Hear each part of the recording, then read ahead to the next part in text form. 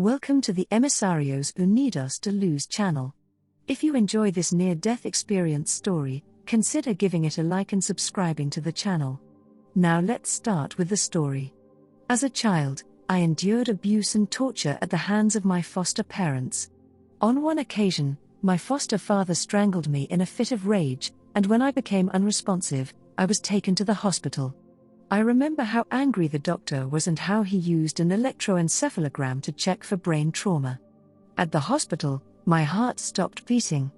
I remember standing beside my limp body while I watched doctors urgently attempt to restart my heart.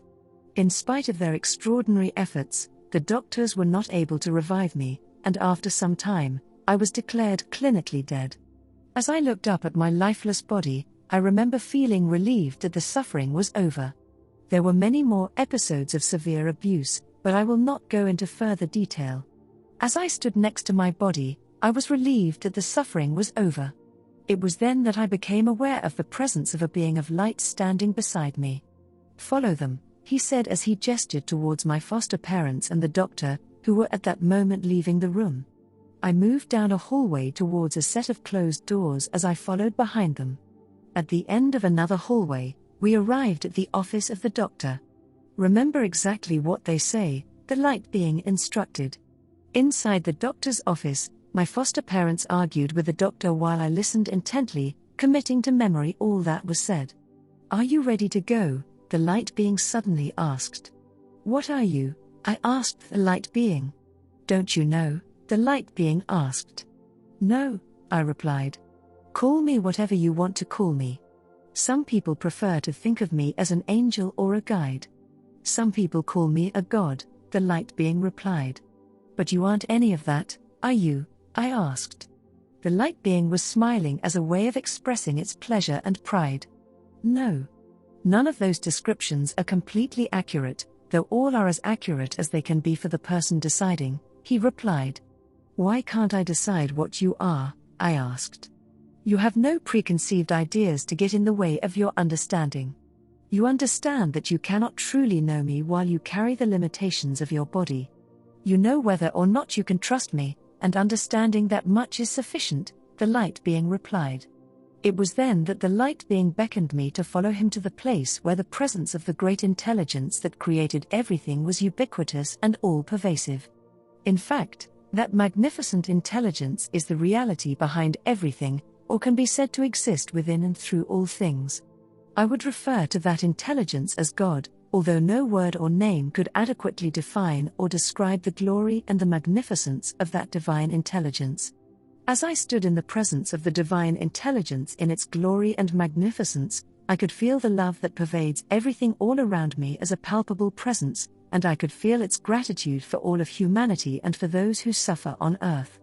Then, I was taken on a tour of the universe, and on that magnificent, multifarious, and multidimensional voyage, I tasted colors unknown to Earth, surfed sound waves, experienced the fullness of the songs that the planets sing to each other, experienced the laughter of the stars, and experienced the indescribable beauty of the boundless love and joy that pervades the universe.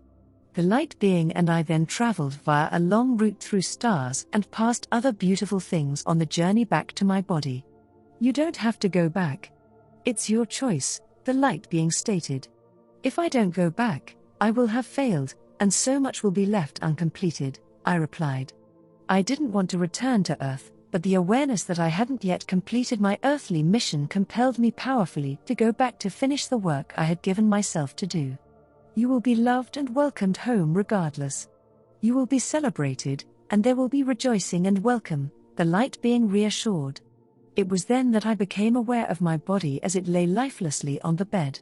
"I will know only pain if I go back," I said. "Yes. Still, the choice to return is your own. We will not decide. We love you always," the light being replied. "I really want to stay with you, but I'll go back," I said finally. I had work to do, even though it was hard work, but I didn't want to leave that work uncompleted. After having spent what felt like an eternity in the realm of celestial song and boundless love, I had to fight against my aversion to re-enter into an experience of pain, suffering, and desperation. With the awareness and resolve to complete my earthly mission, I re-entered my body, knowing that my suffering wouldn't end anytime soon, although knowing that I wasn't alone and that I was loved by God did provide some comfort since my NDE. Some years later, I had another NDE after losing consciousness when I was strangled by my foster mother. As I was being strangled, I remember keeping up my struggle until my vision narrowed and I had completely lost consciousness. It was then that I left my body, and in that disembodied state, I remember that I was no longer afraid. I was looking down at my unconscious body when I became aware of my friend, the light being, gesturing for me to take his hand. "Let's go on a tour of the universe," he communicated to me. "Will we have time?" I asked. I sensed the being's smile. "Plenty, and some to spare. Time here on Earth will not pass while we are in that realm," he replied. Quite suddenly, I was standing upon a rocky outcrop as I looked upon the seascape of a distant planet in awe and wonder. Around us were red and gold plants whose morphology was similar to that of seaweed, and I watched as their fronds waved back and forth in the ocean's current. When I looked more closely at those plants, I noticed that the red plants had gold veins and the gold plants had green veins, and moving gracefully through those veins were what appeared to be intelligent creatures that glowed with bioluminescent light. Those creatures, with their wide-set eyes and webbed fingers, appeared mermaid-like in appearance. Light seemed to move along the surface of their bodies.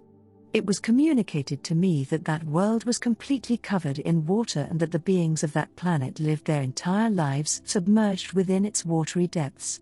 I became aware of a variety of strange creatures as we sank deeper into that world, and those gentle creatures were filled with joy when they became aware of our presence. In the darkest depths, I saw creatures whose body color defies description, creatures who saw the world in colors imperceptible to humans.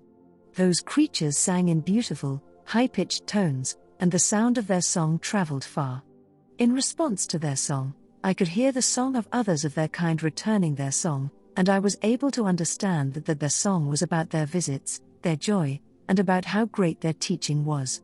I went with those beings at the behest of the light being, and they took me into their honeycomb-like cavern homes in regions where the water flowed in musical patterns. We swam in those caves, and they showed me the life forms that surrounded them. In those caves, I saw the algae that grew on the walls, and some of those caves were inhabited by microscopic mollusks that created the walls in the caves. There were also large mollusks that grew huge cone-like shells and ate the life that flourished in the water. Those gigantic creatures would sleep, sometimes for decades, before the algae bloomed, which would wake them from their slumber.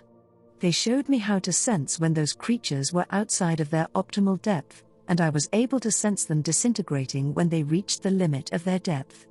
They introduced me to a school of their kind, who asked me to bless them as they swam around me in circles and brushed against my energy.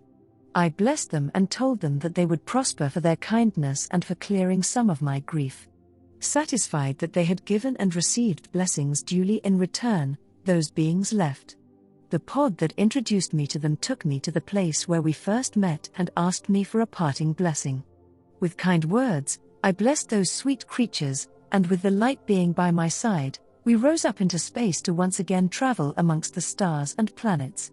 When it was time to return to my body, we arrived at its location at precisely the same moment we had set off on our journey, which seemed impossible to me since it felt as if we had just spent an eternity amongst the strange creatures of other planets, amongst gas giants, ringed planets, frozen planets, and burning magma planets. As I stood before my body, I looked back at the light being, sending him a final surge of love before I reconnected with my body once again. I would like to say that was the last time that I lost consciousness after being strangled, but unfortunately, it was on another occasion that I lost consciousness after being strangled by my foster mother that I experienced my third NDE. I remember on that occasion rising up out of my body after losing consciousness and observing once again my friend and companion, the light being who emanated kindness, love, and patience. We ignored the commotion created by the foster mother of the body I had been inhabiting. "What is it that you wish to ask but have not?" my friend asked me telepathically. Why me? Why suffering? Why this horrible world? Why did I go back when I could leave? Why would I come here and accept such horrific things when I am a spark of the divine, a portion of the great intelligence, I asked in the throes of my confusion, pain, and anguish. Are you sure you want to know?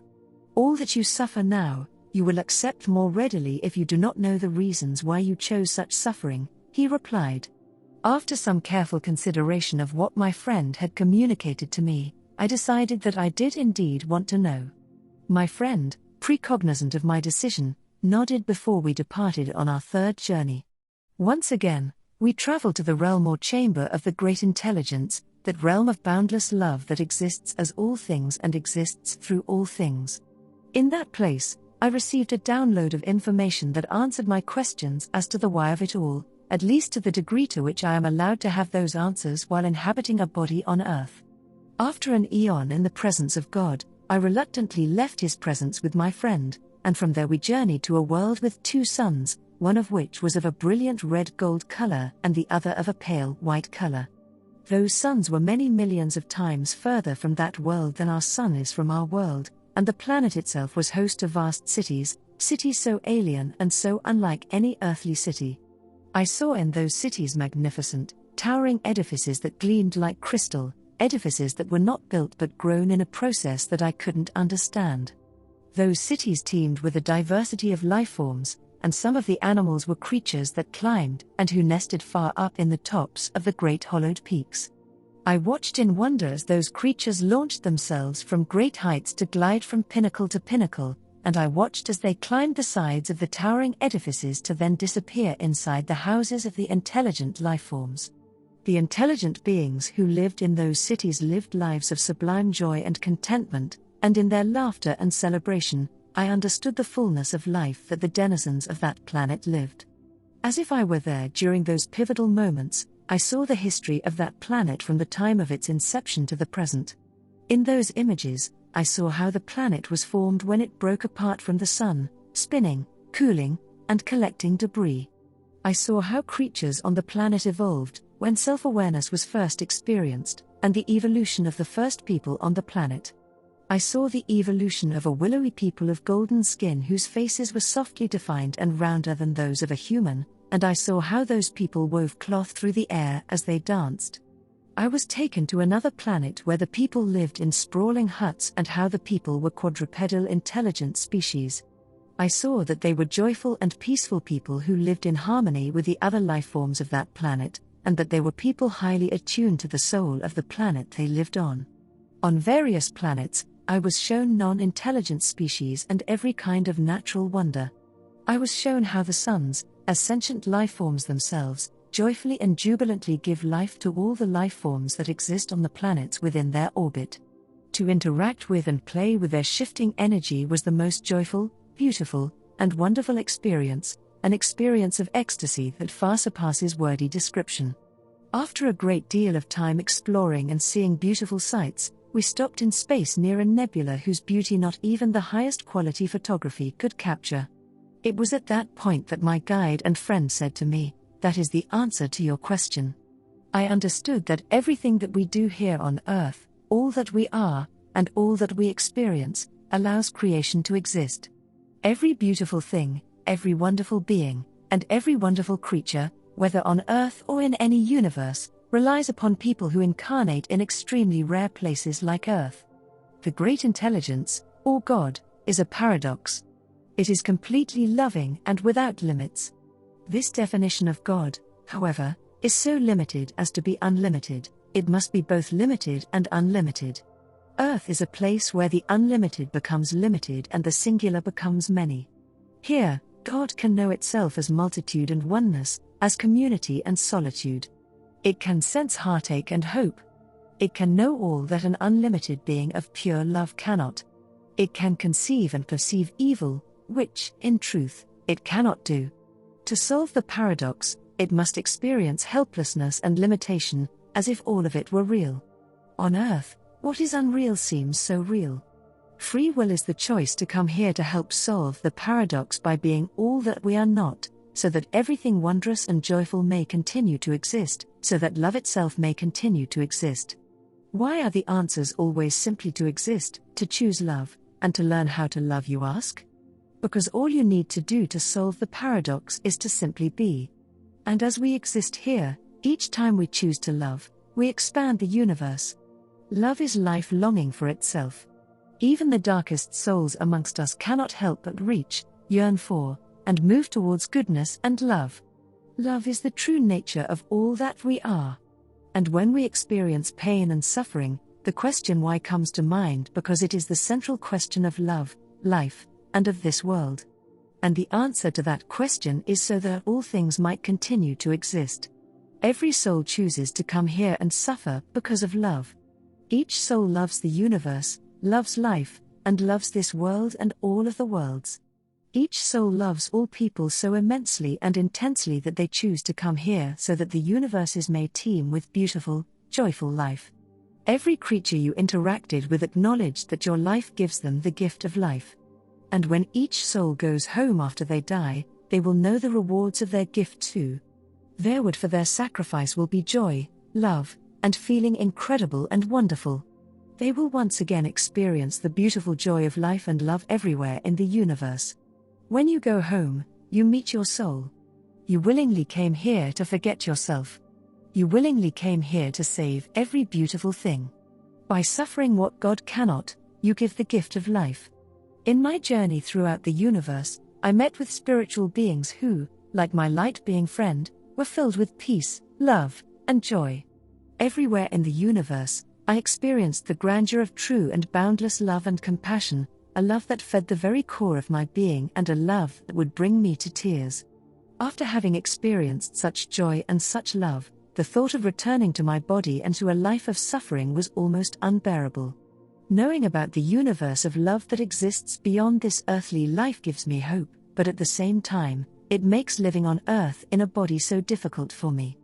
I have rarely spoken about my experiences to others because it makes me yearn to return to them.